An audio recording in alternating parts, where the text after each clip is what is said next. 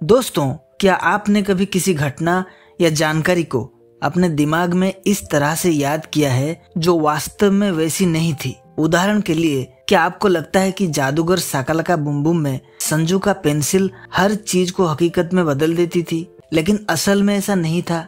या फिर क्या आपको कभी ऐसा लगा है कि मोहनजोदड़ो का अर्थ मृतकों का टीला है, लेकिन यह नाम ब्रिटिश पुरातत्वविदों के द्वारा दिया गया था और असली नाम आज तक ज्ञात नहीं है? अगर हाँ, तो हो सकता है कि आप मंडेला इफेक्ट का अनुभव कर रहे हो। आज हम जानेंगे कि यह मंडेला इफेक्ट क्या है और क्या यह साबित करता है कि हम एक समानांतर ब्रह्मांड यानी कि पैरेलल यूनिवर्स में जी रहे हैं। मंडेला इफेक्ट एक ऐसी घटना है जिसमें एक बड़े समूह के लोग किसी घटना को गलत तरीके से याद करते हैं। इसका नाम नेल्सन मंडेला के नाम पर रखा गया है।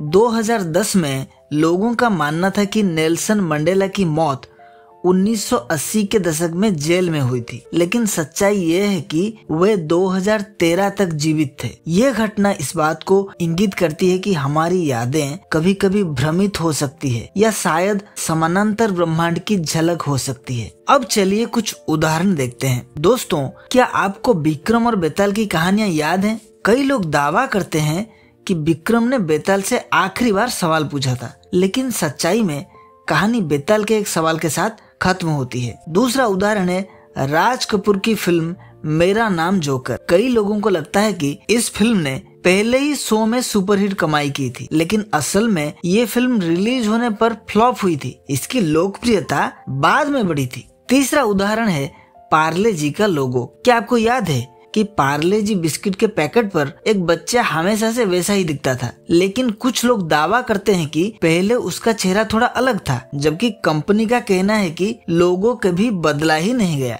चौथा उदाहरण है आम्रपाली का आखिरी डांस। इतिहास में कई लोग मानते हैं कि आम्रपाली ने सम्राट अजातशत्रु के सामने आखिरी नृत्य किया था, लेकिन ग्रंथों में ऐसा कोई वर्णन नहीं मिलता। तो फिर लोगों के साथ ऐसा क्यों होता है? चलिए अब इसके पीछे का संभावित कारण ढूंढते हैं। पहला कारण है मेमोरी डिस्टॉर्शन, यानी कि याददाश्त का भ्रम। हमारी यादें परफेक्ट नहीं होती। हमारा मस्तिष्क खाली जगहों को भरने की कोशिश करता है, जिससे झूठी यादें बनती हैं। दूसरा है कलेक्टिव फॉल्स मेमोरी, यानी कि सामूहिक भ्रम। जब बहुत से लोग एक ही घटना को गलत तरीके से याद करते हैं तो यह सच लगने लगता है। तीसरा है पैरेलल यूनिवर्स, यानी कि समानांतर ब्रह्मांड। कुछ वैज्ञानिकों का मानना है कि मंडेला इफेक्ट समानांतर ब्रह्मांड का संकेत हो सकता है। शायद हम किसी दूसरे ब्रह्मांड से आई घटनाओं को अपने वर्तमान में महसूस करते हैं।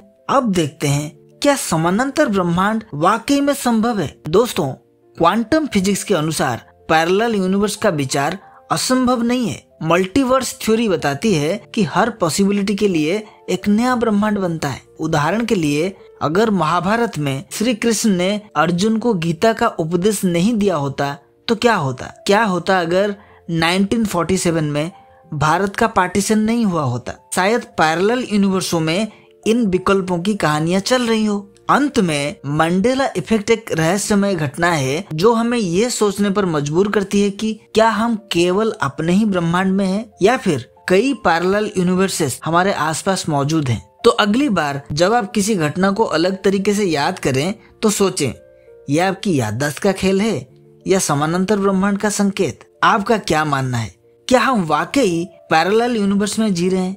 कमेंट में जरूर बताएं। अगर आप चैनल में नए हैं तो अभी चैनल को सब्सक्राइब करें।